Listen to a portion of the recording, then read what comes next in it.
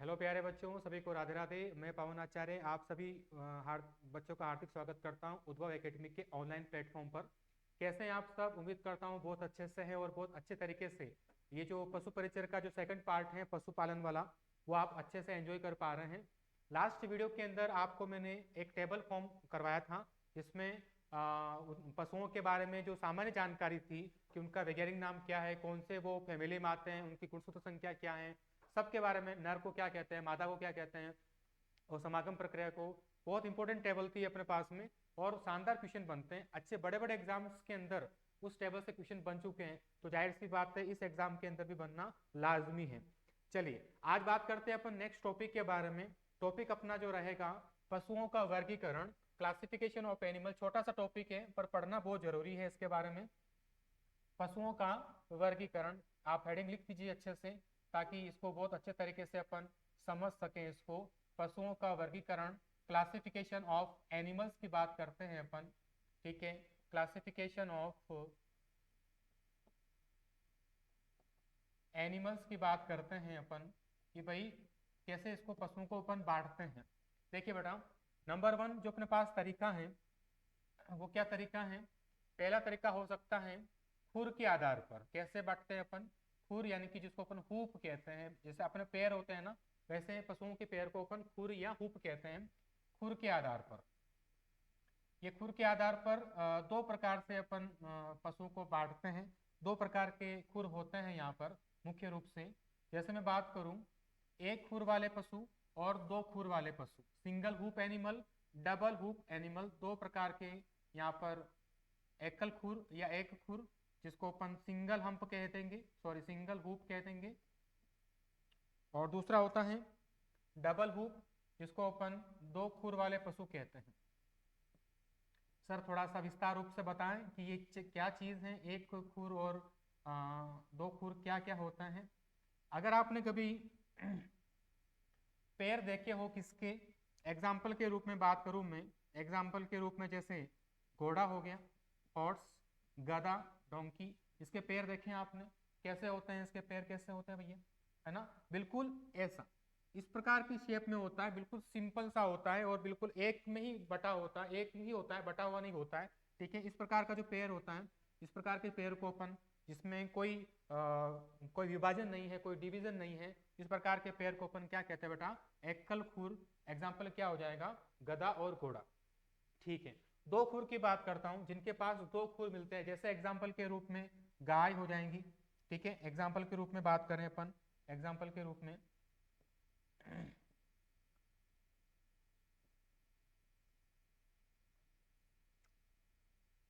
फेड़ी चलने, ठीक है, एग्जाम्पल के रूप में हो जाएगा गाय, भैंस, भेड़, बकरी, ये हो जाएंगे आपके। ठीक है, और इनके पैर कैसे होते हैं देखे होंगे आपने। इनके पैर जो होते हैं इस प्रकार के पैर जो है वो देखने को मिलते हैं, इस प्रकार के पैर जो है वो देखने को मिलते हैं उनमें अंदर, यानी कि बीच के अंदर, बीच में क्या पाया जाता है? थोड़ा सा विभाजन, थोड़ा गैप होता है। जब ऐसे गैप होना, एक खुर दो खुर, ऐसे को अपन क्या कहते हैं बेटा? दो खुर कहते हैं। एग्जाम्पल में गाय, भैंस, भेड़, बकरी, ऊंट, ठीक है, ऊंट भी हो सकता है, इनके अंदर ऐसा वर्गीकरण देखने को मिलता है। तो जल्दी से इसको आप नोट कर लीजिए कि खुर के आधार पर अपन कैसे पशुओं को बांटते हैं। तो इस प्रकार से पशुओं को बांटते हैं: एक खुर वाले पशु, दो खुर वाले पशु, single hoop animal, double hoop animal. Example में एक खुर वाले में घोड़ा और गधा हो जाएगा, दो खुर वाले में गाय, भैंस, भेड़, बकरी, ऊंट, नीलगाय, जेबरा, ये सब के सब किस में जाते हैं बेटा? दो खुर वाले पशुओं के अंदर जाते हैं।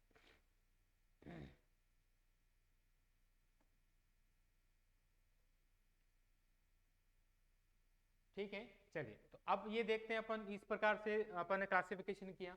दूसरा क्लासिफिकेशन, ये तो ठीक है, दूसरा बहुत इंपॉर्टेंट है, उसके आधार पर अपन बात करते हैं। नेक्स्ट जो क्लासिफिकेशन है अपने पास में, उसके बाद में बात करते हैं अपन। देखिए बेटा, दूसरा है आमाशय के आधार पर, स्टोमक के आधार पर। आमाशय यानी कि उनका जो स्टोमक है, उनका जो पेट है, वो कैसा होता है और किस प्रकार से इनको अपन डिवाइड करते हैं के आधार पर। ठीक है, ठीक है। नंबर वन, यहां पर मैं बात करूं, नंबर वन, जुगाली करने वाले पशु जो क्या करते हैं? जुगाली करते हैं। जुगाली क्या होता है पता है ना, मतलब पशु चारा खाएगा, उसके बाद वापस उसको मुंह में लाकर उसको क्या करता है, अच्छे से चूर्ण करता है, अच्छे से उसको बारीक करके फिर वापस उसको निगलता है। तो जो ऐसी प्रक्रिया जो चारा खाने के बाद वापस वो निगल के वापस वो मुंह के अंदर जुगाली करता है, रूमिनेटिंग करता है, इसको अपन क्या कहते हैं, जुगाली करना कहते हैं। ठीक है, तो क्या हो जाएगा यहाँ पर, जुगाली करने वाले पशु, जुगाली करने वाले पशु, या इसको अपन कहते हैं रूमिनेंट पशु, रूमिनेंट पशु, या इसको अपन कहते हैं रोमंथी पशु, रोमंथी, रोमांटिक नहीं, रोमंथी पशु। ठीक है, अब ऐसे पशु, अच्छा कौन कौन से एग्जाम्पल के रूप में बात करूं मैं, एग्जाम्पल के रूप में बात करें अपन, जैसे कि एग्जाम्पल में कौन कौन हो सकता है, गाय, भैंस, भेड़, बकरी। ठीक है, ये क्या होते हैं, ऐसे पशु जुगाली करते हैं, चारा खाने के बाद में, भोजन करने के बाद में वापस मुंह में लाकर उसको क्या करते हैं, जुगाली, रूमिनेटिंग करते हैं, रोमंथी कहते हैं। तो क्या सर इनका जो पेट है वो भी, इनका पेट अपने पेट के समान है क्या, अपने पेट के समान नहीं, अपने पेट के समान, अगर अपने पेट के समान होता तो वो जुगाली नहीं करते। या फिर उनका पेट क्या अपने पेट के समान है, अगर अपने पेट के समान होता तो अपन खाना खाने के बाद में वापस आधा एक घंटे बाद वापस उसको मुंह में लाके चढ़ते रहते हैं, जैसे च्युइंगम खाते हैं ना अपन, जैसे च्युइंगम कैसे चढ़ते रहते हैं, वैसे अपन को खाना चढ़ना होता, पर अपने पास में नहीं है ऐसा सिस्टम। तो इनका जो आमाशय होता है, इनका जो पेट होता है बेटा, इनका आमाशय 4 भाग में विभाजित होता है। कितने भाग में विभाजित होता है, 4 भाग में विभाजित होता है। ठीक है, ठीक है, 4 भाग में विभाजित। अभी 4 भाग कौन कौन से हैं उसके बारे में थोड़ा सा डिस्कस कर लेते हैं कि सर 4 भाग कौन कौन से होते हैं, ये 4 भाग। ठीक है, तो देखिएगा, नंबर 1, नंबर 2, नंबर 3, नंबर 4। देखिए नंबर 1 जिसको अपन कहते हैं रूमेन, क्या कहते हैं बेटा, बोल के बताओ, रूमेन। ठीक है, रुमाल नहीं, रूमेन, RUMEN, रूमेन।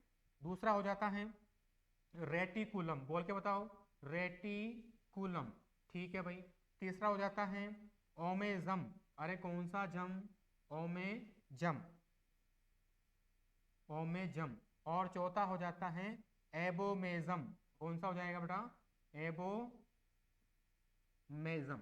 तो ये 4 भाग हैं अपने पास में, ये 4 भाग जो हैं आपको गाय, भैंस, भेड़, बकरी के पेट के अंदर आपको दिखाई देंगे। ठीक है सर, अच्छी बात बताई आपने। आगे चलते हैं अपन कि सर इनके थोड़े बारे में थोड़ा सा अपन डिस्कस कर लेते हैं। लिखा है तो बेचारों को थोड़ा बहुत इनके बारे में सम्मानित करते हैं, नहीं तो बेचारे अपने आप को बहुत हताश महसूस करेंगे। देखो रूमेन क्या होता है, ये होता है आमाशय का सबसे बड़ा भाग, लार्जेस्ट पार्ट ऑफ स्टोमक कहते हैं इसको बेटा अपन, सबसे बड़ा भाग है। और कितना बड़ा भाग है, ये पूरे आमाशय का कम से कम 80% भाग घेर के रखता है। कितना भाग घेर के रखता है, 80%। ठीक है सर, इसको और क्या कहते हैं, इसको अपन संग्रह कक्ष के नाम से जानते हैं, कलेक्शन चैम्बर कहते हैं, क्योंकि भोजन जब आएगा तो यहीं पर स्टोर होगा। पहली बार जब खाना खाएगा पशु तो वो कहाँ स्टोर होता है, वो रूमेन के अंदर स्टोर होता है, तो इसको अपन संग्रह कक्ष कहते हैं। सबसे बड़ा भाग होता है ये, तो आमाशय का तो सबसे बड़ा भाग है। किंतु अगर मैं पूरे शरीर की बात कर दूं कि भाई पूरा गाय का जो पूरा शरीर है उसका कितना परसेंट भाग है, तो उसका 25% भाग है। तो पूरे शरीर का, पूरे शरीर का, पशु के पूरे शरीर का कितना परसेंट भाग बनाता है, 25% भाग ये बनाता है। आमाशय की बात करिए बेटा तो आमाशय का तो 80% है, पूरे शरीर की बात करी तो 25% है। ठीक है क्या, हाँ ठीक है सर। आगे चलते हैं अपन, फिर बात करते हैं अपन कि सर आगे चलते हैं, सेकंड पार्ट लेते हैं अपन। रेटिकुलम की बात करें, इसको सबसे छोटा भाग कहते हैं, ये आमाशय का सबसे छोटा भाग होता है, स्मॉलेस्ट पार्ट ऑफ स्टोमक के रूप में कहते हैं, और ये केवल 5% भाग बनाता है। सर ये क्या कहलाता है, इसका मतलब क्यों क्या होता है, देखिए बेटा कभी कभी क्या होता है, अच्छा इसकी संरचना की बात करें थोड़ी सी, तो इसकी संरचना जो है वो मधुमक्खी के छत्ते की तरह होती है। देखा ना आपने मधुमक्खी का छत्ता, मधुमक्खी के छत्ते की तरह इसकी संरचना होती है, छत्ते की तरह इसकी संरचना होती है, की तरह संरचना होती है। और कभी कभी क्या होता है, पशु कभी ऐसी चीजें खा लेता है, जैसे प्लास्टिक खा लिया, चमड़ा खा दिया, है ना, बहुत सारी चीजें खा लेता है जो उसको नहीं खाना चाहिए। तो ऐसी चीजें खाने पर क्या होता है, सबसे पहले वो रुमेन में जाएगा, रुमेन से आगे जाएगा तो रेटिकुलम के अंदर आके फंस जाएगा, अब यहाँ से आगे नहीं जा पाता। बाकी जो भोजन है, चारा दाना जो भी वो खा रहा है वो आगे चला जाता है, किंतु यहाँ आके जो प्लास्टिक है, चमड़ा है बेचारा, वो यहाँ आके फंस जाता है, क्योंकि ये छनाई का काम कर रहा है, यहाँ पर छन रहा है भोजन। तो फंस जाने की वजह से आपको पता है जब उसके शरीर में ऐसे धीरे धीरे फंस जाएगा तो वो उसकी आगे जाके क्या हो सकती है, पशु मर भी सकता है। इस वजह से अपन कहते हैं कि प्लास्टिक के ऊपर इतना जोर क्यों देते हैं अपन कि प्लास्टिक नहीं खिलाना चाहिए, या अपन को ऐसी कोई चीज, खाने की चीज प्लास्टिक में नहीं फेंकना चाहिए कि भाई गाय भैंस खा रही है और उसके शरीर में जाके यहाँ आके फंस जाती है। तो यहाँ पर क्या बोलेंगे, यहाँ पर प्लास्टिक, चमड़ा आदि का संग्रहण यहीं पर हो जाता है और अच्छे रूप से इसका पाचन नहीं हो पाता। अभी तक भोजन का पाचन नहीं हुआ है, ध्यान रखना, अभी तक बस अभी चल ही रहा है भोजन, ठीक है। आगे चलते हैं अपन नेक्स्ट, ओमेजम के बाद में चलते हैं, सॉरी रेटिकुलम के बाद चलते हैं अपन ओमेजम पर। ओमेजम क्या करता है, कुछ खास काम नहीं है, ये क्या करता है, भोजन को आगे से लेगा और पीछे की तरफ ट्रांसफर करता है। तो ये केवल क्या करता है, भोजन का ट्रांसफर करता है, भोजन का स्थानांतरण करता है, और कुछ खास काम इसका नहीं है यहाँ पर, ठीक है सर, ठीक है। आगे चलते हैं अपन नेक्स्ट पॉइंट, एबोमेजम का क्या वर्क है। एबोमेजम को अपन सत्य उदर कहते हैं, क्या कहते हैं इसको, ट्रू स्टोमक, क्योंकि भोजन में पाचन की जो प्रक्रिया है वो यही संपन्न होती है, और भोजन के पाचन की प्रक्रिया के अंदर जो पाचक रस होते हैं, जैसे कि कोई एंजाइम होता है, ट्रिप्सिन एंजाइम है, पेप्सिन एंजाइम है, तो वो एंजाइम कहाँ मिलेंगे आपको, इस एबोमेजम के अंदर मिलेंगे। तो मुख्य रूप से पाचन की प्रक्रिया यही संपन्न होती है, पाचन की प्रक्रिया यही संपन्न, यानी कि यही सब कुछ होता है पाचन के अंदर। तो जाहिर सी बात है पाचक रस भी यही मिलेंगे, पाचक एंजाइम भी यही मिलेंगे, ठीक है सर। और क्या चीज है, क्योंकि सब कुछ पाचन यही हो रहा है, इस वजह से इसको सत्य उदर यानी कि ट्रू स्टोमक कहा जाता है। तो इसको क्या कहते हैं बेटा, सत्य उदर यानी कि ट्रू स्टोमक कहा जाता है, ट्रू स्टोमक कहा जाता है, किसको, एबोमेजम को। तो ये चार भाग यहाँ पर होते हैं, चारों भाग को आप आराम से नोट कर लीजिएगा क्योंकि इंपॉर्टेंट है, इस बात को थोड़ा ध्यान में रखिएगा, क्योंकि पशु के पाचन से संबंधित है पूरा, और जुगाली करने वाले पशु गाय भैंस भेड़ बकरी के अंदर आपको ये चीजें जरूर और जरूर मिलेगी।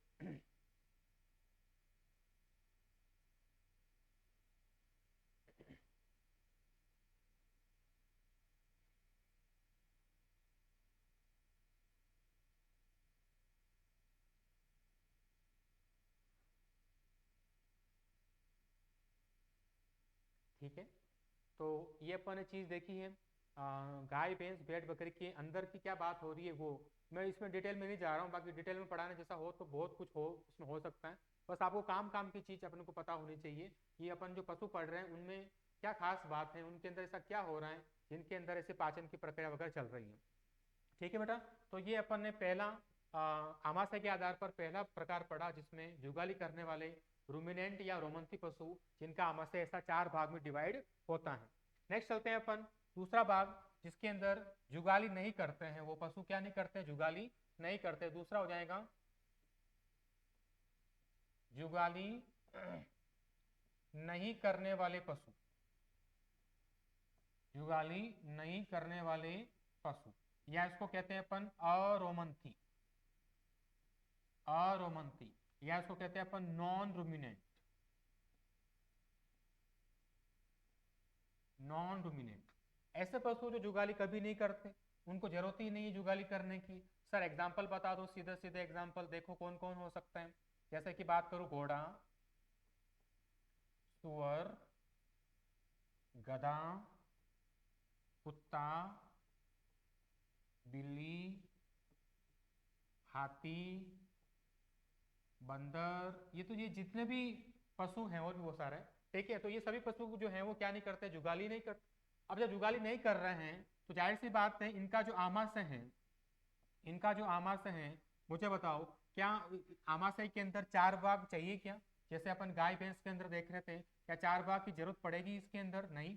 तो इनका जो आमाशय होता है, इनका जो आमाशय होता है वो केवल एक भाग में ही होता है, एक भाग में होता है, उसका नाम क्या है, एबोमेजम, याद कर लेना, रट लेना, समझ लेना इस चीज को। एबोमेजम जो है वो हमेशा सत्य रहेगा। और कैसे याद कर ले सर? सत्य हमेशा रहता है, सच हमेशा रहता है। कोई भी कुछ भी हो जाए, झूठ बोल रहा है, कुछ भी बोल रहा है, पर सच कभी नहीं चुक सकता।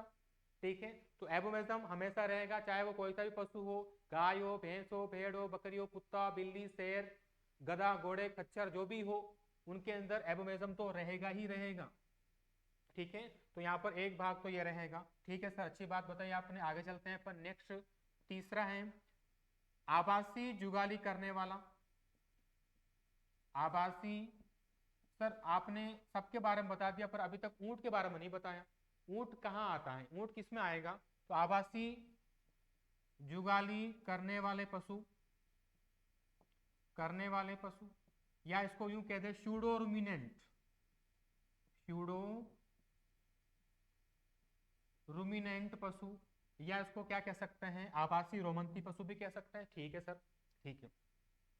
तो इसका मतलब क्या होता है सर? आभासी का मतलब क्या होता है? देखो, इसका एग्जाम्पल लिख दूं मैं पहले आपको। एग्जाम्पल तो है ऊंट और लामा। सर लामा क्या होता है? ये ऊंट जैसे दिखते हैं, छोटे होते हैं ऊंट से, और अफ्रीका वगैरह यहाँ पर देखने को मिलते हैं आपको। इंडिया में लामा नहीं पाए जाते, अपने पास ऊंट पाए जाते हैं। ठीक है, तो सर क्या ऊंट जुगाली करते हैं? हाँ बिल्कुल जुगाली करते हैं, ये जुगाली तो करते हैं, ये जुगाली तो करते हैं। ठीक है, तो सर अब आप खुद ही कंफ्यूज हो रहे हो सर, ऐसा क्या, ऐसा कैसा हो सकता है? आपने कहा कि जुगाली करते हैं तो उनमें तो बांट दिया। अरे यार, वो जुगाली कर रहे हैं कौन? गाय, भैंस, भेड़, बकरी, किंतु उनका आमाशय 4 भाग में था।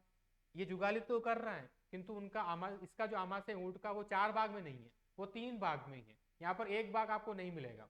इस वजह से होने चाहिए थे 4, होने चाहिए था आमाशय के अंदर भाग, क्योंकि ये क्या कर रहा है? जुगाली कर रहा है। पर 4 ना होके 3 ही है, 1 नहीं है। इस वजह से इसको अपन ने किस में रखा बेटा? आवासी के अंदर रखा। समझ में आया क्या? हाँ, तो ये जुगाली तो करते हैं, किंतु किंतु इनका आमाशय, इनका आमाशय 3 भाग में विभाजित है, 3 भाग में विभाजित। या फिर यूं कह दूं मैं कि इनके आमाशय के अंदर 1 भाग नहीं होता है। ये भी तो लिख सकते हैं अपन। ठीक है सर, लिख दो ना, क्या दिक्कत आ रही है? तो आमाशय में 1 भाग अनुपस्थित, ये पूछेगा कौन सा भाग अनुपस्थित है। आमाशय में 1 भाग अनुपस्थित। अच्छा, वो कौन सा भाग अनुपस्थित है भैया? इसका नाम है ओमेजम। क्या नाम बेटा? ओमेजम। मेरे बच्चों, मेरे दिल के टुकड़ों, जिगर के छिलकों, ध्यान में रखना। एबोमेजम कब मत करके आ जाना, एबोमेजम तो हमेशा रहेगा, क्योंकि वो तो सच है, वो तो सत्य है। ओमेजम जो है ये यहाँ पर एब्सेंट मिलेगा। अगर आपसे पूछ ले कि भाई ऊंट के अंदर कौन सा भाग नहीं होता, तो ऊंट के आमाशय के अंदर ओमेजम नहीं होता, बाकी सब कुछ होता है, पर ओमेजम नहीं होता। जल्दी से नोट डाउन कर लीजिए। तो ये अपन देख रहे हैं, पशु का वर्गीकरण के बारे में बात कर रहे हैं।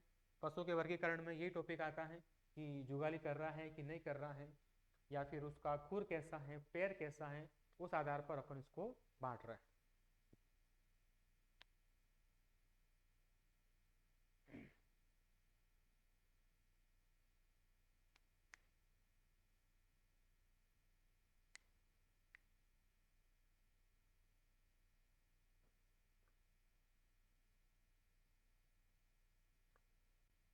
चलिए आगे चलते हैं अपन, नेक्स्ट बात करते हैं अपन, इसके आगे की बात करें कि,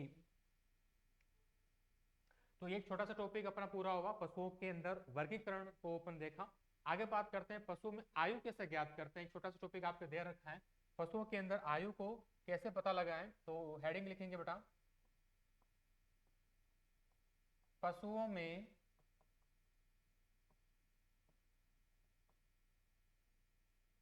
आयु निर्धारण, age determination, age determination in animals. पशुओं के अंदर क्या चेक करते हैं अपन? आयु चेक करते हैं। पहला क्वेश्चन तो ये आता है कि सर आयु ज्ञात करनी क्यों है। अच्छा, आयु की बात करी मैंने, तो आपको मैंने टेबल में लिखवा रखा था, क्या लिखवा रखा था? एक एक पशु की आयु लिखवा रखी थी कि भाई ये इतना साल जिंदा रहता है। जैसे कि मैं बात करूँ गाय और भैंस के अंदर कितने साल जिंदा रहते हैं, 20 से 25 वर्ष। भैंस की बात करें तो ये भी कितने साल जिंदा रहती है बेटा, 20 से 25 वर्ष। बकरी की बात करी थी मैंने, बकरी कितने साल जिंदा रहती है, 15 वर्ष। ठीक है, भेड़ की बात करी मैंने, भेड़ कितने साल जिंदा रहती है, 12 से 15 वर्ष। ठीक है, अगर मैं बात करूँ ऊँट की, ऊँट कितने साल जिंदा रहता है, 40 वर्ष। ठीक है, अगर मैं बात करूँ सूअर की, सूअर कितना टाइम जिंदा रहता है, तो सूअर रहता है 8 साल 8 वर्ष। अगर मैं बात करूँ मुर्गी की, मुर्गी कितने साल जिंदा रहती है, तो 4 वर्ष। ठीक है, तो ये आयु अपन ने यहाँ पर पता लगा ली कि भाई ये इतनी आयु के जिंदा रहते हैं। तो क्वेश्चन तो मेरा वही है कि सर आयु ज्ञात करनी क्यों है। देखिए, पशु का जो उत्पादन होता है, जो प्रोडक्शन होता है, वो कहाँ से आता है, वो उसकी आयु से संबंधित होता है। अगर आपसे पूछ ले कि आयु तूने ज्ञात क्यों करी, अरे यार जैसे मान लो छोटा बच्चा है, छोटा बछड़ा अभी अभी जन्म लिया है उसने, और वो अभी 1 महीने का है, 2 महीने का या 1 साल का है, क्या वो अपने को उत्पादन देगा, नहीं देगा। जाहिर सी बात है, उत्पादन जो मेनली अपने को चाहिए वो नहीं मिलेगा। अगर मान लो पशु बूढ़ा हो चुका है, उसकी उम्र 18 साल 19 साल 20 साल चल रही है, तो क्या अपने को उससे उत्पादन मिलेगा, जाहिर सी बात है नहीं मिलेगा। तो यानी कि एक उम्र ऐसी होती है जिसमें 3 साल पशु की, 3 साल 4 साल 5 साल 8 साल 10 साल, ये जो उम्र होती है इसमें अपने को उत्पादन उससे, चाहे वो दूध से ले लो, चाहे उसके मांस से ले लो, चाहे उसके किसी भी उत्पाद से ले लो, अपने को बहुत अधिक मिलता है बजाय छोटे और जो उसकी वृद्ध अवस्था होती है, जो एज कंडीशन होती है उससे। इस वजह से अपनों को यहाँ पर क्या ज्ञात करनी पड़ती है, ये आयु ज्ञात करनी पड़ती है। समझ में आया क्या, यानी कि अगर आपसे पूछ ले क्यों ज्ञात करनी है, तो ये पशु के उत्पादन से संबंधित होने की वजह से ये अपन आयु ज्ञात करते हैं। ठीक है सर, आयु ज्ञात करने की कौन कौन सी विधियां हैं, मुख्य रूप से मैं यहाँ पर बात करूंगा विधियों की, मेथड्स की बात करता हूँ कि सर किन किन के द्वारा अपन ये मेथड को चेक करते हैं। तो बता दूं आपको, नंबर 1, शारीरिक स्थिति देखकर, शारीरिक स्थिति देखकर, इसको अपन अंग्रेजी में कह देंगे फिजिकल कंडीशन या फिजिकल एग्जामिनेशन, फिजिकल एग्जामिनेशन। ठीक है सर। नंबर 2, खुर देखकर, खुर देखकर, इसको अंग्रेजी में कह देंगे अपन hoof examination, hoof examination. Number 3, खुर के बाद में नंबर 3, सींगों पर छल्लों की संख्या देखकर या छल्लों की संख्या गिनकर। ठीक है, इसको अंग्रेजी में कह देंगे क्या, हॉर्न एग्जामिनेशन या रिंग काउंट मेथड भी बोल सकते हैं अपन, रिंग काउंट मेथड भी कह सकते हैं। और चौथा और सबसे बढ़िया जो मेथड है, सबसे बेस्ट मेथड, वो है दांतों को देखकर टीथ एग्जामिनेशन। अंग्रेजी में क्या कहते हैं इसको, teeth examination. So there are 4 methods of age determination. Number 1 is physical examination, number 2 hoop examination, number 3 horn examination, number 4 teeth examination। देखेंगे, देखिए तो मैं चारों विधियां आपको पढ़ा नहीं रहा हूं, आपको पढ़ाऊंगा केवल दो आपको केवल समझनी है, क्योंकि अपन आप खुद ही बोलोगे सर इसको पढ़ने की आवश्यकता नहीं है, क्यों नहीं है देखना अभी। नंबर 1 में बात करूं मैं शारीरिक स्थिति देखकर फिजिकल एग्जामिनेशन, तो आपको ध्यान में तो चारों रखनी है ना, ऐसा नहीं है कि 2 ही पढ़ेंगे तो 2 ही याद करो, रखनी चारों है। क्वेश्चन आ जाए कि इनमें से कौन सी विधि नहीं है या कौन सी विधि है पशु में आयु ज्ञात करने की, तो आपको यहाँ पर पता होना जरूरी है। तो नंबर 1 है यहाँ पर शारीरिक स्थिति देखकर, मतलब क्या होता है कि आपने पशु को दूर से देखा और आपने एक अनुमान लगाया, आपने एक अप्रोक्स लगाया, यार ये इतने साल का हो सकता है। जैसे मान लो एक पशु जा रहा है, आपने देखा यार ये पशु है ना कुछ 3 साल का होगा, कुछ 5 साल का होगा, कुछ 7 साल का होगा, मतलब अभी कंफर्मेशन नहीं है, आपको अनुमान है, अभी अनुमान लगा रहे हैं। जैसे आप मेरे को देख के पता लगा सकते हो कि सर जो बहुत हैंडसम है, सर 22 साल के होंगे, पर आपका अनुमान गलत है, मैं 22 साल का नहीं हूँ। तो ये ऐसी स्थिति जो है शारीरिक स्थिति वाली, ये कंडीशन कभी कभी क्या हो जाती है अपने गलत हो सकती है, इस वजह से इस मेथड को अपन नहीं अपनाते। अच्छा, शारीरिक स्थिति में और क्या क्या चीजें आती है, शारीरिक स्थिति के अंदर जैसे उस अपने को देखकर पता लगा सकते हैं कि पशु बीमार है कि सही है। बीमार कैसे? जैसे उसकी आंखें कमजोर हो रही है, आंखों से आंसू आ रहे हैं, स्थिति सही नहीं है, दूध का उत्पादन कम है, गोबर पतला पतला आ रहा है, ठीक है, उसका बॉडी का टेम्परेचर बढ़ा हुआ है, ठीक है, तो ये सब चीजें। जबकि स्वस्थ पशु के अंदर क्या होता है? बॉडी टेम्परेचर एकदम सही होता है, गोबर एकदम बढ़िया ठीक ठाक आता है, मतलब पतला नहीं आता है, ठीक ठाक आता है, गोबर कॉम्पैक्ट आता है। पशु की आंखें बहुत चमकदार होती है, तेज होती है, एकदम से आंखों के अंदर चमक होती है, एकदम खाने पीने में एकदम बढ़िया। तो ऐसे पशु की ये इसको शारीरिक स्थिति कहते हैं, फिजिकल कंडीशन, जिसको देखकर अपन यहाँ पर अनुमान लगाते हैं, अप्रोक्स लगाते हैं कि इतने साल का हो सकता है, कंफर्मेशन नहीं है, धोखा खा सकते हैं अपन यहाँ पर। फिर बात करते हैं अपन खुर देखकर, क्योंकि जहां पर अनुमान लग रहा है, कंफर्मेशन नहीं है, तो अपन वो विधि अपन नहीं पढ़ेंगे, नहीं काम की आती है। सेकंड आता है खुर देखकर। इसमें क्या होता है? पशु के जो खुर होते हैं, जो पैर होता है, अगर पैर जितने आकर्षक, तो ये अपन देख रहे हैं। फिर आता है खुर देख कर की बात करते हैं अपन। खुर देख कर कैसे है सर? पशु का खुर है, जैसे मान लो ये आप गाय का खुर मान लीजिए, ये ठीक है, पैर मान लीजिए, तो ये जो खुर है यहाँ पर क्या होता है कि ये खुर जितना गंदा दिख रहा है, जितना भद्दा दिख रहा है, इसका मतलब क्या है कि वो पशु ज्यादा चला होगा जमीन में, मतलब मिट्टी के अंदर ज्यादा चला होगा।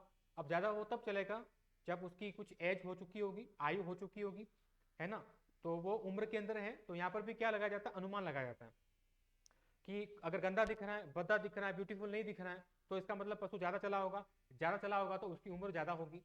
और एकदम खूबसूरत दिख रहा है, एकदम बढ़िया दिख रहा है, मस्त दिख रहा है, इसका मतलब वो पशु कम चला होगा, कम चला होगा तो उसकी आयु कम होगी। तो यहाँ पर भी क्या लगाया जाता है? अनुमान लगाया जाता है, ठीक है।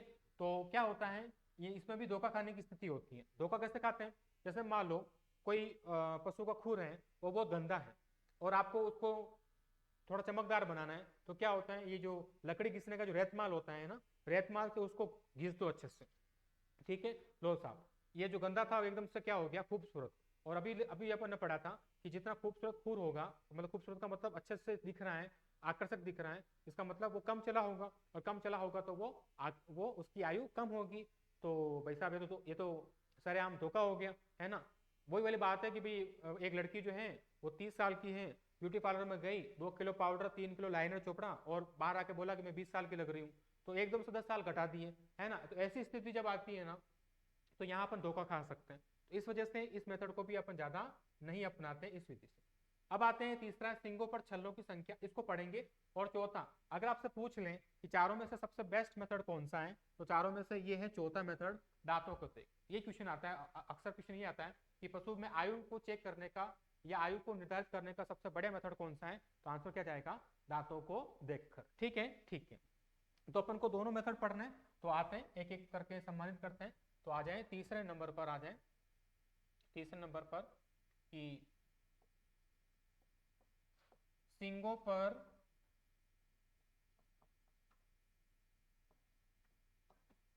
छल्लों की संख्या देखकर, जिसको अपन रिंग एग्जामिनेशन या रिंग काउंट मेथड बोलते हैं, रिंग काउंट मेथड। पहली चीज तो ये कि ये जो विधि है ये अपन उसमें अपनाते हैं जिसके पास सींग होंगे, यानी कि ये मुख्य रूप से गाय व भैंस में प्रचलित है, गाय व भैंस के लिए, यानी कि भेड़ बकरी के लिए इसको अपन काम में नहीं लेते, ठीक है। अपन मुख्य, क्योंकि भेड़ और बकरी की सभी नस्लों में सींग नहीं मिलेंगे, किसी किसी में मिलते हैं, किसी में नहीं मिलते हैं। वो किस में मिलेंगे वो मैं बताऊंगा बाद में, अभी आपको अभी जब पढ़ेंगे तब अच्छे से। तो गाय और भैंस के लिए प्रचलित है, क्योंकि इनके अंदर सींग अच्छे खासे डेवलप होते हैं, ठीक है सर। होता क्या, अगर आपसे पूछ लें कि ये जो छला वाली विधि है, ये गाय में अच्छी है, ये भैंस में अच्छी है, दोनों में पूछ रहे हैं, कंपेरिजन करना चाह रहा है मेरे बच्चों, तो ध्यान में रखना, भैंस भैंस के अंदर अधिक स्पष्ट छल्ले बनते हैं, अधिक स्पष्ट छल्ले बनते हैं, क्लियरली रिंग फॉर्मेशन इन बफेलो, ठीक है, अधिक स्पष्ट छल्ले बनते हैं, ठीक है सर, ठीक है। अब होता क्या है बेटा कि जो पशु के जो सींग होते हैं ना, कभी आपने गौर से देखा हो तो पशु के सींग होते हैं इस प्रकार से। जो पशु की आयु, चाहे वो गाय हो चाहे वो भैंस हो, ठीक है, पशु की आयु जब 2 वर्ष हो जाती है पूरी, और वो तीसरे वर्ष में एंटर कर रहा होता है, यानी कि जैसे मान लो किसी बछड़े ने आज जन्म लिया, तो आज से 2 साल बाद में, ठीक है, जब पूरी कर चुका होता है और वो तीसरे में एंटर कर रहा होता है, तब इसके सींग पर एक इधर एक इधर, ठीक है, दोनों सिंक पर एक एक छल्ला बनना स्टार्ट हो जाता है। जैसे मान लो ये तीसरे साल में बना, फिर नेक्स्ट ये चौथे साल में बना, नेक्स्ट पांचवें साल में बना, यानी कि एक एक साल निकलता जाएगा और दोनों सिंगों पर छल्ले बनते जाएंगे। मेरे लाडलो ध्यान में रखना, ये जो छल्ले बन रहे हैं ना वो ऐसे बनेंगे, जैसे तीसरा साल, चौथा साल, पांचवा साल, ऐसे बने। मैं कोई भांगड़ा नहीं कर रहा हूँ, है ना, ये कोई भांगड़ा नहीं है। तो इस प्रकार के छल्ले बनते हैं, समझ में आया क्या? हाँ, तो यहाँ पर एक फॉर्मूला अपन तैयार कर लेते हैं कि सर इसका फॉर्मूला भी बता दो साथ में। चलो भाई आ जाओ। पशु की आयु किसमें आएगी बेटा? वर्ष में। पशु की आयु वर्ष में बराबर 2 प्लस सिंगों पर उपस्थित छल्लों की संख्या। मैं डायरेक्ट लिख रहा हूं छल्लों की संख्या, छल्लों की संख्या, ठीक है, छल्लों की संख्या 2 प्लस छल्लों की संख्या। ये जो फॉर्मूला है इसके अनुसार अपन बात करेंगे। जैसे मान लो एक क्वेश्चन आ गया, क्वेश्चन इस प्रकार से आया कि एक गाय है जिसके सींग पर मुझे 5 छल्ले दिखाई दे रहे हैं, तो बताओ उसकी आयु कितनी है? तो अरे सर बिल्कुल सिंपल, क्या नर्सरी का क्वेश्चन पूछ रहे हो आप? 2 + 5 = 7, बिल्कुल आंसर आ गया। अच्छी बात बताइए। ये चलो एक सुपरवाइजर के अंदर एक क्वेश्चन आया था, अभी लास्ट 2021 के अंदर ही आया हुआ था, इसको अपन आप सॉल्व करते हैं। लो आ जाओ क्वेश्चन करते हैं। देखो कि एक भैंस जिसके सींगों पर 7 छल्ले दिखाई देते हैं, 7 छल्ले दिखाई देते हैं, तो इसकी आयु होगी, वर्ष में आएगी बेटा, तो इसकी आयु होगी। ये कंपटीशन का क्वेश्चन है, ध्यान में रखिएगा। सिंपल सा क्वेश्चन, आराम से लगा सकते हैं। अब बिल्कुल आपका आंसर आ गया है, मुझे सुनाई दे रहा है, यहीं पे सुनाई दे रहा है। पहला ऑप्शन डाल दिया मैंने 11, दूसरा ऑप्शन डाल दिया मैंने 5, तीसरा ऑप्शन डाल दिया मैंने 9 और चौथा ऑप्शन डाल दिया मैंने 7। ठीक है, आपका आंसर बिल्कुल है, सुनाई दे रहा है मुझे। क्या आंसर हो जाएगा बेटा? सर 7 में 2 जोड़ दो ना, क्यों इतना मगजमारी कर रहे हो यार? ये लो 7 में 2 जोड़ दिया, 9, बिल्कुल आपका आंसर आ गया। ऐसे क्वेश्चन अपन आराम से कर पाएंगे जिसके अंदर छल्ले दिखाई दे रहे हैं, आराम से अपन गिन के।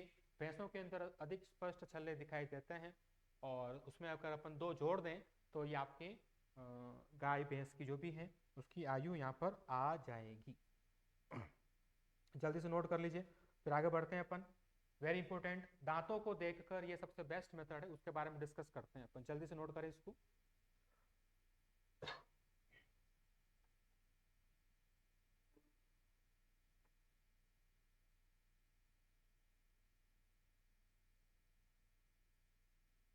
चलिए आगे चलते हैं अपन नेक्स्ट, और वेरी इंपॉर्टेंट जिसके बारे में अपन को बहुत अच्छे से पढ़ना है और क्वेश्चन आते हैं अच्छे, और अच्छे से पढ़ना। इसमें से क्वेश्चन आते हैं धांसू, नहीं पढ़ोगे अच्छे से तो आंखों से आएंगे आंसू। चलिए बात करते हैं अपन दांतों को देखकर या दांतों को गिनकर। बहुत शानदार तरीके से पढ़ेंगे अपन इसको, क्वेश्चन बहुत अच्छे आते हैं इसमें से।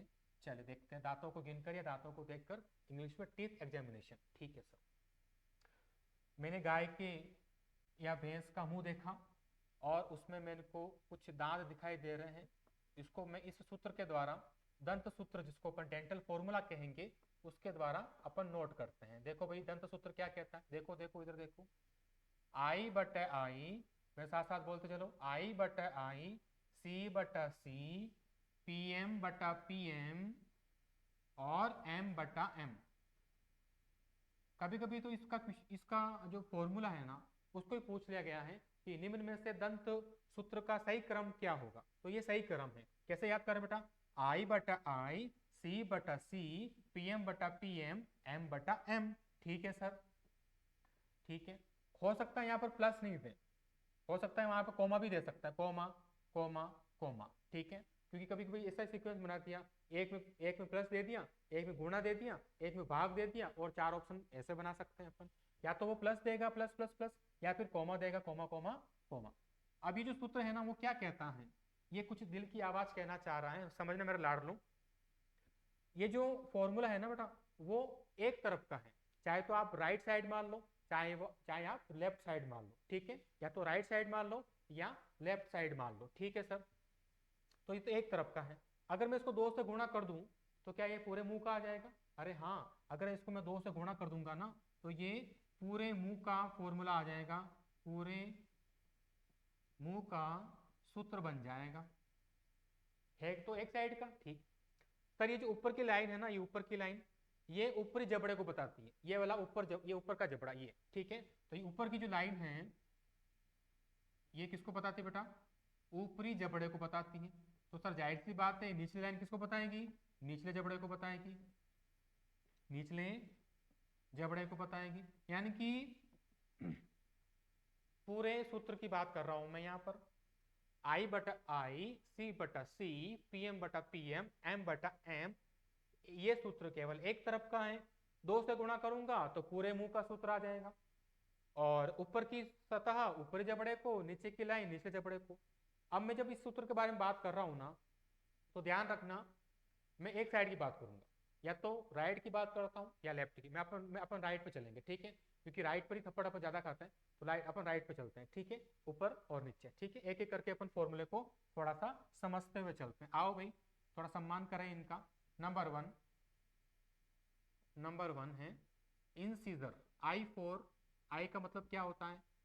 इंग्लिश में कहते हैं इसको इंसीजर। आप इसको इंग्लिश में याद करना तो बहुत ज्यादा अच्छा रहेगा। हिंदी का वर्ड बता दूं आपको मैं, कर्तन दांत। तो ये कर्तन वर्तन तो रहने देना आपको तो इसको अंग्रेजी में याद करना, वो ज्यादा सही रहेगा। I4 इंसीजर, ठीक है सर। थोड़ी बहुत इसके बारे में बात कर लेते हैं। देखो ये जो संख्या में बात करूं मैं, सर कितनी संख्या में होते हैं? ये होते हैं संख्या में 4 जोड़ी। कितने होते हैं बेटा? 4 जोड़ी। और आपको पता है एक जोड़ी में कितने होते हैं? 2। तो संख्या में कितने हो जाएंगे? 8। यानी कि ये कितने होते हैं बेटा? 8 होते। ठीक है सर। सर ये कहाँ पाए जाते हैं बताऊं आपको मैं? ये गाय, अच्छा मैं जो भी बात करूंगा ना, ये फॉर्मूला मुख्य रूप से गाय, भैंस, भेड़ और बकरी के लिए है, ठीक है ना। तो ये गाय, भैंस, भेड़ व बकरी के ऊपरी जबड़े में अनुपस्थित होते हैं भाई साहब। एब्सेंट मिलेंगे यहाँ पर, एब्सेंट इन अपर जो, ठीक है, ऊपर जबड़े में अनुपस्थित। तो मतलब से आप ये कहना चाह रहे हो कि ये निचले जबड़े में मिलेंगे? जाहिर सी बात है ऊपर नहीं मिल रहा है तो निचले जबड़े में मिल रहा है। तो क्या होता है जब कभी गाय भैंस कभी हंसती हो ना, या फिर उसके पास में जाके स्माइल करवाना उसको, ऐसा दिखेगा आपको। ये ऊपर का जबड़ा है और ये नीचे का जबड़ा है, ठीक है। ऊपर के जबड़े में ये जो वाला एरिया है, ये ऊपर का जबड़ा, ये यहाँ पर आपको खाली खाली मिलेगा, ये खाली मिलेगा, कुछ नहीं होता यहाँ पे। तो सर कुछ नहीं होगा तो कुछ और भी तो कुछ होगा, दांत वात तो नहीं है? नहीं है, दांत तो नहीं। सर तो फिर कहाँ पाए जाते हैं? ये पाया जाता है निचले जबड़े में। कैसे होता है देखना, इधर देखना। जैसे मेरा गाय का मुंह है ये, ठीक है, ये राइट साइड कर रहा हूँ। 1 2 3 4, 4 इधर रहोगे। 1 2 3 4, 4 इधर। तो 4 और 4 कितने हो जाएंगे? 8। ये तो कहना चाह रहा हूँ 4 और 4 कितने हो जाएंगे? 8। देखो 1 2 3 4, 1 2 3 4, यानी कि 4 और 4 8 हो जाएंगे दोनों जबड़ों की तरफ। तो सर फिर निचले जबड़े में तो ये हो गया, ऊपर के जबड़े में खाली रहेगा? खाली तो नहीं रहेगा, दांत भी नहीं होंगे, खाली भी नहीं रहेगा। इसकी जगह ये होता है, इसको अपन कहते हैं हिंदी में दंत्युपुर। क्या कहते हैं इसको? दंत्युपुर कहते हैं।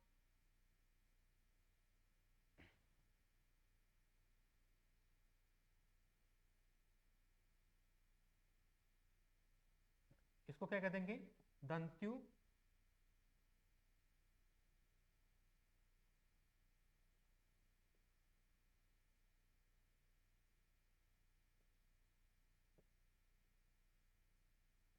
दंत्युपुर, या हिंदी इसको इंग्लिश में लिख देते हैं डेंटल पेड़ होता है।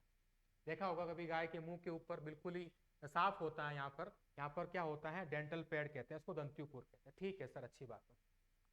फिर आगे बात करें अपन, नेक्स्ट पॉइंट चलते हैं कि 4 जोड़ी होता है, ऊपर जबड़े में अनुपस्थित है, नीचे जबड़े में पाए जाएंगे। और नीचे जबड़े में कैसे होता है मैंने बता दिया आपको, ठीक है सर। अपन ने ये कहा कि पशु के अंदर आयु को ज्ञात करने का सबसे बढ़िया तरीका कौन सा है? दांत को देखकर, ठीक है। पर दांत में भी कौन सा दांत? ये है आई को देखकर। अगर आपसे पूछ लें कि पशु के अंदर आयु देखने के लिए कौन सा दांत काम में लिया जाता है? तो मेरे लाडलो ध्यान में रखना, पशु की आयु मुख्य रूप से या मुख्यतः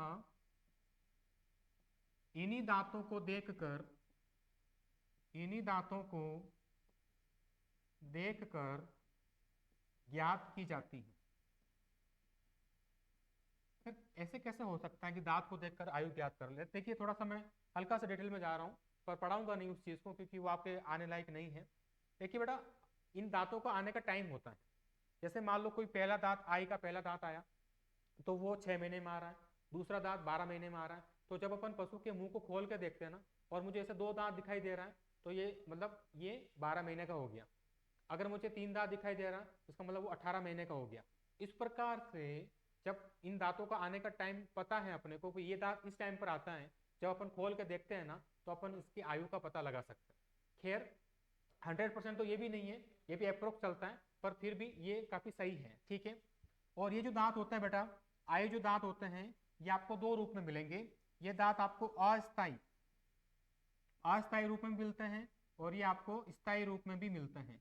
यानी कि ये टेम्परेरी रूप में मिलते हैं और परमानेंट भी मिलते हैं। कहने का मतलब क्या? पहले दांत आएंगे, वापस गिरेंगे, फिर आएंगे, ठीक है। यानी कि जब आके गिरे तो इनको अस्थायी कहा, और आके फिर वो परमानेंट हो गए तो उसको अपन स्थायी कह देंगे। जब आके गिर जाते हैं ना, उनको अपन कहते हैं दूध के दांत। अपना बचपन याद करो, जब दांत आए थे अपने पास में और अपन 4-5 साल के थे, तब गिरना स्टार्ट हुए, गिरते गए, फिर वापस नहीं आते गए, और अभी आपके पास जो दांत है वो परमानेंट है। अभी इनको मत तोड़ना, पता लगे अभी तोड़ दिया तो वो कभी नहीं आएंगे। कब आएंगे? 100 साल की उम्र में आएंगे, 100 साल के बाद आते हैं। और अपन लखन ऐसे है कि 100 साल अपन जिएंगे नहीं, ठीक है। तो पहले अस्थायी में आते हैं और उसके बाद टूट के वो स्थायी में कन्वर्ट हो जाते हैं, ठीक है। अगर मैं इसको फॉर्मूला में फिट करूं तो कैसे लिखूंगा भाई? I/I इज इक्वल टू, क्योंकि ऊपर के जबड़े में नहीं है तो मैं क्या लिख दूंगा यहाँ पर? 0। और नीचे के जबड़े में एक तरफ की बात कर रहा हूँ, तो नीचे के जबड़े में कितने होते हैं बेटा? 4, 4 इधर, 4 इधर, टोटल क्या आ जाएंगे? 8, ठीक है। तो ये संख्या आपको याद कर लेनी है, ठीक है सर। तो ये पहला मामला आपको क्लियर है क्या? बिल्कुल क्लियर हो जाएगा। आगे बात करते हैं अपन, दूसरा जो दांत है उसके बारे में डिस्कस करते हैं अपन, दूसरे दांत के बारे में। जो दूसरा दांत है जिसको अपन सी कह रहे हैं, सी का मतलब क्या होता है? कैनाइन। कैनाइन, या इसको अपन कहते हैं कील दांत। कैनाइन या कील दांत कहते हैं। अच्छा, ये कैनाइन जो है ना, आपको गाय, भैंस, भेड़, बकरी में नहीं मिलेंगे, अनुपस्थित मिलते हैं, 0/0 नहीं होते हैं। तो किन में होते हैं? जो मांसाहारी जीव होते हैं, जैसे कुत्ता है, बिल्ली है, शेर है, इनके अंदर आपको मिलेंगे। और कितनी संख्या में होते हैं? 2 जोड़ी में होते हैं, यानी कि 4 होते हैं। क्या सर अपने पास है? बिल्कुल है। ये जो दांत है अपने, ये साइड में जो तीखे तीखे दांत हैं, जो मांस खाने में काम आते हैं या कुछ चीज को चीरने में या फाड़ने के काम आते हैं, उसको अपन कैनाइन दांत कहते हैं, ठीक है ना। तो किंतु अपन बात करें गाय भैंस की, तो गाय, भैंस, भेड़ व बकरी में ये दांत अनुपस्थित होते हैं। ये दांत अनुपस्थित होते हैं, ठीक है सर। तो अगर मैं C/C लिखूं तो यहाँ पर क्या आ जाएगा बेटा? 0/0 हो जाएगा, ठीक है सर। आगे चलते हैं अपन, नेक्स्ट पॉइंट, C/C बराबर 0/0, ठीक है। तो फिर किस में होते हैं ये दांत? कुत्ता, बिल्ली, शेर है ना, इनमें कितने मिलेंगे? 2 जोड़ी होते हैं, और एक जोड़ी में 2 होते हैं, 2 में कितने हो जाएंगे बेटा? 4 हो जाएंगे, ठीक है सर, अच्छी बात बता। आगे चलते हैं अपन नेक्स्ट, सी के बाद चलते हैं अपन PM, प्री मोलर जिसको अपन कहते हैं, प्री मोलर। तीसरा है अपने पास में PM, PM बोले तो प्राइम मिनिस्टर नहीं है बेटा, यह है प्री मोलर, हिंदी में कह देंगे इसको अग्र चवण, अग्र चवण इंग्लिश में कहते हैं इसको प्री मोलर, ठीक है। इसकी संख्या कितनी होती है बेटा? इनकी संख्या होती है 6 जोड़ी, 6 जोड़ी, यानी कि संख्या में कितने हो जाएंगे ये? 12, ठीक है। और ये जो दांत हैं ये आपको अस्थाई के अंदर भी मिलेंगे, यानी कि ये भी दूध के दांत में काउंट होता है। गिर के वापस आएंगे, अस्थाई प्लस स्थाई परमानेंट हो जाएंगे, अस्थाई प्लस स्थाई परमानेंट हो जाएंगे। और 6 जोड़ी है सर, कैसे कैसे सेट करें इसको, देखो पीएम बटा PM is equal to 3/3। Sir कैसे करेंगे 3/3, देखो इधर देखो इधर देखो देखो। तो सबसे पहले अपन आई सेट करते हैं, 1 2 3 4, 1 2 3 4, 4 और 4 कितने हो जाएंगे 8। ऊपर का जबड़ा भी क्या है, साफ है, कुछ भी नहीं है। उसके बाद चलते हैं अपन सी पर। सी है क्या गाय भैंस भेड़ बकरी के पास में, नहीं है, तो नहीं है तो यहाँ पर क्या हो जाएंगे 0, कुछ भी नहीं है। डायरेक्ट कौन स्टार्ट हो जाएगा, प्री मोलर पीएम स्टार्ट हो जाएगा। 1 2 3, 1 2 3, ऊपर भी आ रहा है ना, ध्यान रखना, 1 2 3, 1 2 3, 3 और 3 6, 1 2 3, 1 2 3, 3 और 3 6, 6 और 6 12, 3 3 एक साइड में, 3 3 दूसरी साइड में, 6 और 6 12। यही तो बात कर रहा था हम 12 की, ठीक है सर। आगे चलते हैं अपन नेक्स्ट। सेम कहानी किसकी है, मोलर की भी सेम कहानी है। देखो M फॉर मोलर, हिंदी में कहते हैं इनको चवण दांत। क्या कहते हैं बेटा, चवण दांत। इनकी संख्या कितनी होती है, संख्या होती है 6 जोड़ी। इनकी भी संख्या कितनी होती है बेटा, 6 जोड़ी। कितने हो जाएंगे 12। M/M is equal to 3/3। ये भी 3/3 है। पर मेरे बच्चों, मेरे लाडलो, मेरे दिल के छिलको, याद करना, ये दांत आपको हमेशा स्थायी मिलेंगे, यानी कि अस्थाई में दूध के दांत में नहीं आते, ये आपको हमेशा स्थायी मिलेंगे। कैसे सेट करें, देखो इधर देखो, वापस आई पे आ जाओ, 1 2 3 4, 1 2 3 4। उसके बाद सी है क्या, सी नहीं है, डायरेक्ट कौन हो जाएगा पीएम, 1 2 3 पीएम, 1 2 3 पीएम, 1 2 3 पीएम, 1 2 3। उसके बाद एम जो केवल स्थाई में आएंगे। एम का मतलब होता है दाढ़ जो होती है, बड़ी बड़ी जो दाढ़ें होती है, ये पीछे की तरफ दाढ़ है ना, ये अपने क्या बचपन में थी क्या, नहीं, ये बाद में आई, ये स्थाई में आई, ठीक है। तो क्या हो जाएगा 1 2 3, 1 2 3, 1 2 3, 1 2 3, 3 और 3 6, 3 और 3 6, 6 और 6 कितने हो जाएंगे 12। यही तो कहना चाह रहे थे, 6 और 6 12। और हमेशा कैसा आएंगे बेटा, स्थायी दांत में आएंगे। अच्छा, ये जो प्री मोलर और मोलर है ना, यानी कि जब ये पीएम और एम दोनों को अपन एक साथ में क्या कहते हैं, इनको अपन कपोल दांत कहते हैं। क्या दांत कहते हैं बेटा, कपोल दांत कहते हैं। और इंग्लिश में कहते हैं इसको चिक टीथ कहते हैं। इंग्लिश में क्या कहते हैं, चिक टीथ के नाम से जानते हैं, कपोल दांत के नाम से जानते हैं, ठीक है सर, ठीक। चलिए, तो अब इनको थोड़ा सा जमा लेते हैं अपन, थोड़ा सा कि सर इनका जो दंत विन्यास है वो कैसे बनेगा, वो अपन थोड़ा सा देख लेते हैं। जल्दी से इसको देख लेते हैं, फटाक से देखेंगे। दंत विन्यास, डेंटल कॉन्फ़िगरेशन, डेंटल कॉन्फ़िगरेशन, ठीक है। और ये दंत विन्यास किसके लिए होगा वो भी बता दूं मैं आपको। ये दंत विन्यास गाय, भैंस, भेड़ व बकरी चारों के लिए रखेंगे। सर ऊंट के लिए, ऊंट के लिए अभी नहीं, ऊंट में इसको अपन शामिल नहीं करेंगे, ऊंट का मैं अलग से लिखवाऊंगा आपको, ठीक है। आज स्टार्ट करें। मैं सबसे पहले बात करूंगा यहाँ पर अस्थायी की, टेम्परेरी दंत विन्यास। टेम्परेरी दंत विन्यास फॉर्मूला वही है अपने पास में, I/I, C/C, PM/PM और M/M। जोड़ भी सकते हैं, कॉमा भी लगा सकते हैं, ठीक है। अगर मैं इसको सेट करूं इसी फॉर्मूले में, आप सेट करना, मैं तो सेट नहीं कर रहा क्योंकि मैंने बता दिया। देखो कैसे सेट करोगे, देखो I 0 है, ऊपर के जबड़े में 0, C क्या, सॉरी I नीचे क्या हो जाएंगे 4 4, कॉमा C है क्या इसके पास में, नहीं है, हमेशा 0/0। PM अस्थाई में है क्या, बिल्कुल है, 3/3। M अस्थाई में है क्या, नहीं है सर, 0/0, ठीक है। इनको भाग नहीं लगाना, इनको काउंट करना है, इनको काउंट करना है, ठीक है। काउंट करते हैं, 4 और 4 और 3, 4 और 3 7, 7 और 3 10। अगर एक तरफ 10 हैं तो दो तरफ क्या हो जाएंगे मेरे बच्चों, 10 × 2 = 20। तो अगर आपसे पूछ लें कि गाय भैंस भेड़ बकरी में दांतों की अस्थायी संख्या कितनी होती है, तो आपका आंसर क्या जाएगा लाडलो, 20 जाएगा। ठीक है सर, अब इसको अपन चलते हैं कि सर ये दांत तो गिर गए, ये दांत तो गिर गए, अब गिर गए तो स्थायी आएंगे, बिल्कुल परमानेंट आएंगे। स्थायी दंत विन्यास कन परमानेंट डेंटल कॉन्फ़िगरेशन की बात करते हैं। अब आप खुद लिखना, 0 ऊपर के जबड़े में पहले नहीं था, बाद में भी नहीं आएगा, कभी नहीं आएगा, जिंदगी भर कभी नहीं आएगा।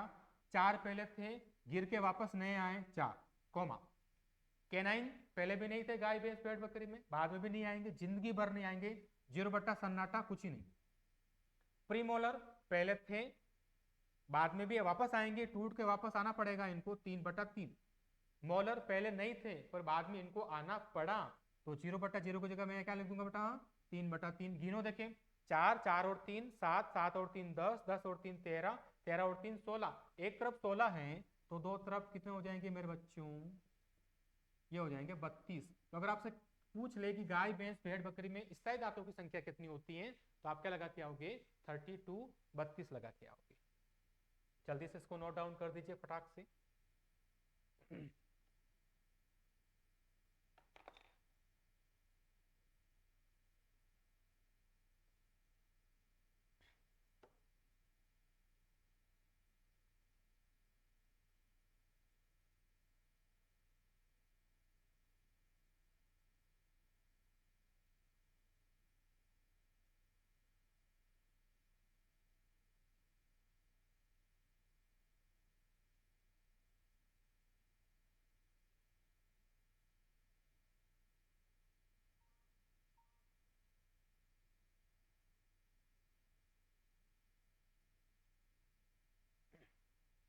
चलिए ठीक है, तो ये टॉपिक यहीं पर अपना होता है समाप्त। इसका थोड़ा सा पार्ट और है, उसको अपन नेक्स्ट वीडियो के अंदर अपन कवर करेंगे और उसके बाद नया टॉपिक अपन स्टार्ट करेंगे, इसके आगे की कहानी। मिलते हैं अगली क्लास में, तब तक के लिए सभी को राधे राधे।